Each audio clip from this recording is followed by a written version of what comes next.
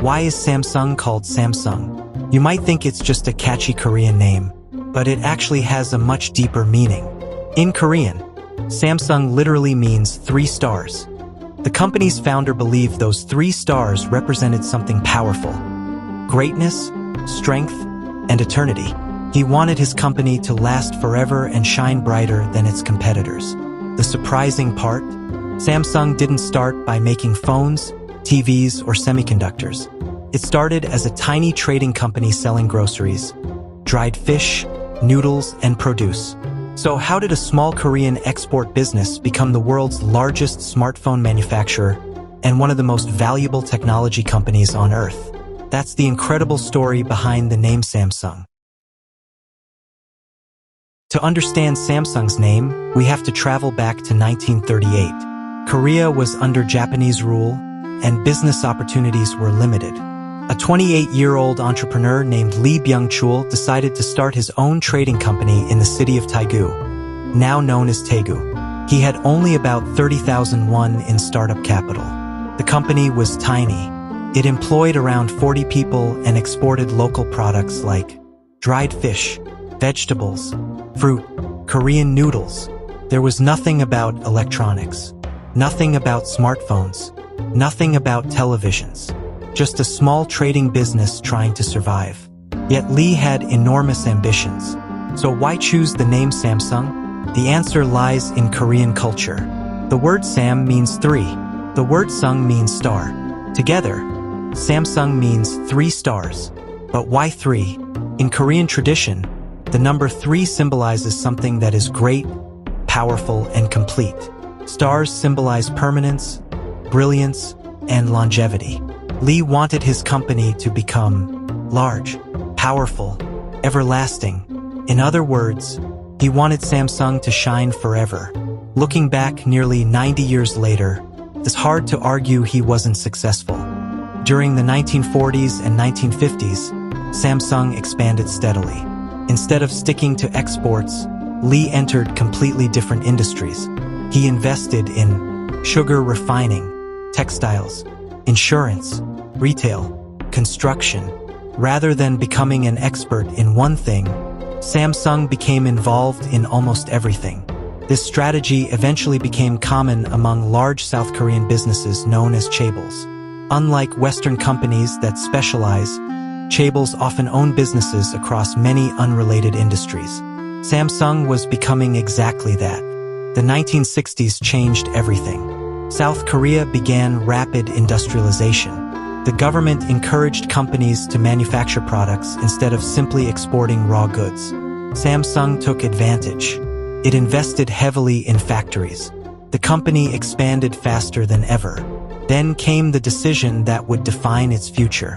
In 1969, Samsung founded Samsung Electronics. At first, it didn't build smartphones. Those wouldn't exist for decades. Instead, Samsung manufactured black and white televisions. Its first TV wasn't especially revolutionary, but it proved something important. Samsung could compete in consumer electronics. Over the next decade, the company expanded into refrigerators, washing machines, air conditioners, microwave ovens. Little by little, Samsung was transforming itself from a trading company into a technology company. By the 1980s, electronics had become Samsung's future. The company entered semiconductor manufacturing. At the time, few people understood just how important computer chips would become. Samsung did. It invested billions. Those investments eventually made Samsung one of the world's largest semiconductor manufacturers. Today, many of the chips inside smartphones, computers, and data centers are made by Samsung. Ironically, the component business became even bigger than some of its famous consumer products. In 1987, founder Lee Byung-chul passed away. Leadership transferred to his son, Lee Kuan-hee. He believed Samsung had one major problem. His products were cheap, but they weren't considered world-class. Something had to change. In 1993, Lee Kuan-hee gathered Samsung executives in Frankfurt, Germany. He delivered one of the most famous speeches in business history. Change everything except your wife and children. It became Samsung's philosophy. The company shifted from producing inexpensive products to designing premium technology. Quality became the priority. Samsung invested heavily in research, engineering, design, innovation. The results were dramatic. By the early 2000s, Samsung was competing directly against companies like Sony, Nokia, Motorola, and later Apple. Its televisions became global bestsellers. Its memory chips dominated the market. Its displays powered devices made by many competing brands. Then smartphones arrived. In 2010, Samsung introduced the Galaxy S. Android smartphones were still finding their identity. Samsung saw the opportunity. Every year the company improved. Displays, cameras, processors, battery life. Eventually, Galaxy became one of the world's most recognizable smartphone brands. Today, hundreds of millions of people carry Samsung phones every day. Not bad for a company that once sold dried fish. Many people think Samsung only makes smartphones. In reality, Samsung is one of the world's largest conglomerates.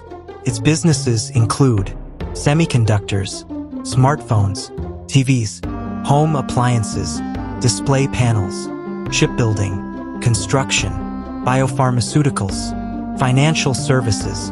Samsung Construction even helped build iconic landmarks like the Burj Khalifa, the tallest building in the world. The name Samsung now appears across dozens of industries. Would Samsung have become successful with a different name? Maybe, but the name perfectly reflected Lee Byung-chul's ambition. He didn't want to build a company for a decade. He wanted to build one that would outlive him, one that would become powerful, one that would shine for generations. That's exactly what Samsung became. So, why is Samsung called Samsung? Because Samsung means 3 stars in Korean. Founder Lee Byung-chul believed the name represented greatness, strength, and permanence, qualities he wanted his company to embody. What began in 1938 as a small trading business selling groceries and dried fish eventually transformed into one of the world's largest technology companies.